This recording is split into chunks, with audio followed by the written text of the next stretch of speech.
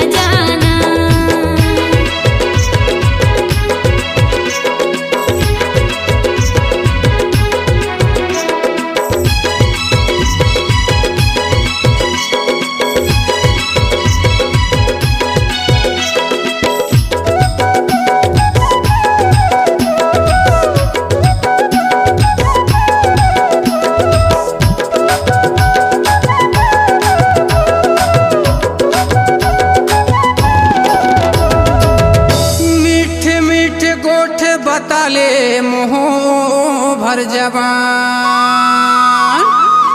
मीठ मीठ गोठ बताले मुँह भर जबान, नहीं देह चोला तुर उड़े जाहि रे परान।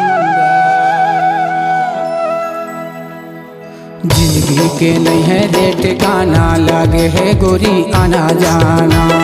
जिंदगी के नहीं है रे ठिकाना, लागे है गोरी आना जाना।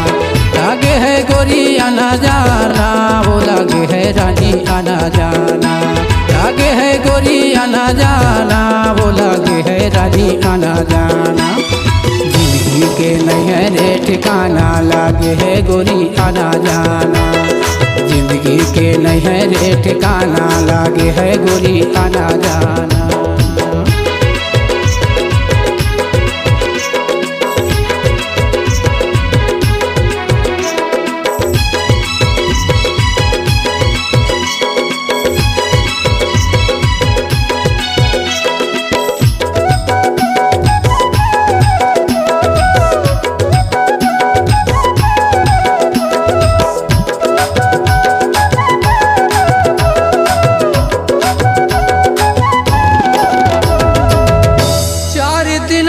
चोला रे संगी चार दिना की काया,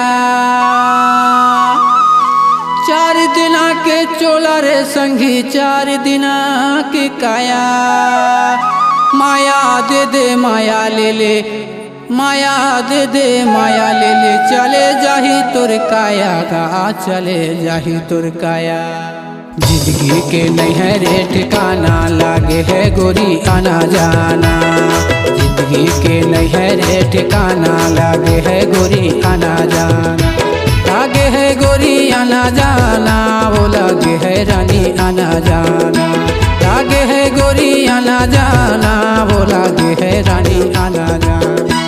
जिंदगी के नहीं है रे ठिकाना, लागे है गोरी आना जाना। जिंदगी के नहीं है रे ठिकाना, लागे है गोरी आना जाना।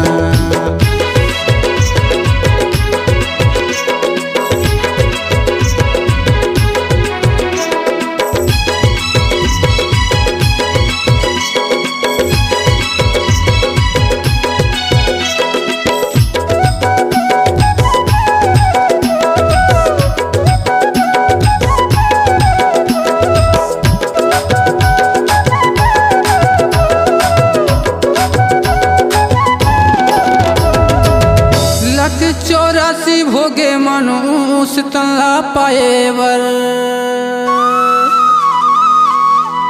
लख 84 भोगे मनुष तल्ला पाएवर। मनुष्य तन पाके भुलाए माया के बाजार गा, माया के बाजार। जिंदगी के नहीं है रे ठिकाना, लागे है गोरी आना जाना। जिंदगी के नहीं है रे ठिकाना, लागे है गोरी आना जाना। लागे है गोरी आना जाना, वो लागे है रानी आना जाना। लागे है गोरी आना जाना, वो लागे है रानी आना जाना। जिंदगी के नहीं है रे ठिकाना, लागे है गोरी आना जाना।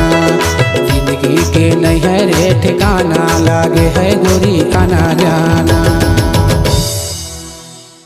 आप सुन रहे हैं गायक गौदास मोंगरे, देहाती बाबू और गायिका प्रियंका नेताम के मधुर स्वर में MP3 एल्बम पथरेली टुरी। प्रोग्राम हेतु संपर्क करें छत्तीसगढ़ी सांस्कृतिक लोक कला मंच, मोंगरे के माया माँ के छाया, ग्राम पोस्ट मरवारी, तहसील शहपुरा, जिला डिंडौरी। फोन नंबर है गौदास मोंगरे 8463818689। अध्यक्ष भाई नान्हे पट्टा 9981248078। विशेष सहयोग भाई सुनील पडवार 9111362091।